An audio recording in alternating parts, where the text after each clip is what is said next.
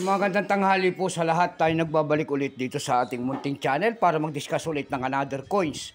At ito ay ating hilig po, mangulikta ng barya. Kaya tayo nandito nagsiselling ng kanilang mga presyo po sa ating mga online selling. Ayan.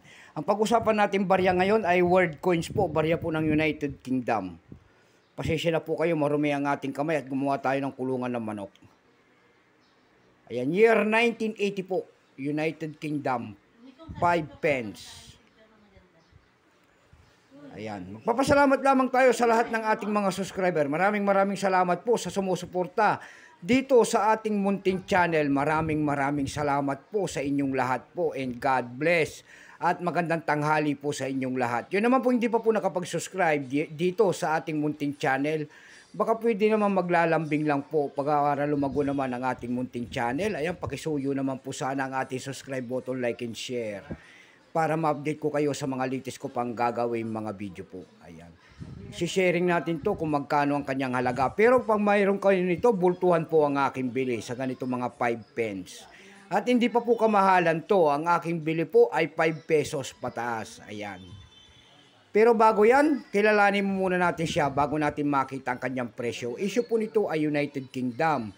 Period po, Queen Elizabeth II, 1952 hanggang 2022. Type nito, Standard Circulation Coins years, 1968 hanggang 1981. Value nito, 5 pence, United Kingdom. Currency, pound sterling, 1971 up to date po. Composition niyan ay copper nickel. May bigat lamang itong 5.65 grams. May haba naman itong 23.59 mm. May kapal po naman itong 1.78 mm. Ogis po bilog. Orientation ay medal alignment. Itinigil naman ang paggamit sa barya na to ng United Kingdom noong December 31, 1990. Number N-873. Reference number KM-911.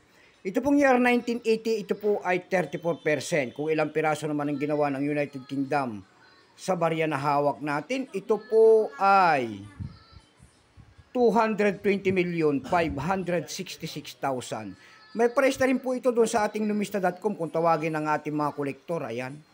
Yung kanyang verify na 11, almost sa circulated 16, ang circulated nito ay 30 pesos. Dako tayo sa kanyang mga presyo sa ating mga online selling tulad ng ebay.com. Sa ebay.com po, meron tayong nakita nagbebenta doon ng $7.80. Nasundan po yan ng $5.49. And then $4.25. Yung pinakamalit na bintahan doon ay $3.825. Dako tayo sa Carousel PH. Ayan. Dito lang sa atin po sa Pilipinas. Sa Carousel PH po, platform. May nakita tayo nagbebenta doon ng 350 pesos. Nasundan niya ng 65 pesos. Yung pinakamalit po ay 30 pesos lamang. Ayan lamang po ang ating may babaging kanyang presyo. Keep safe po sa lahat and God bless.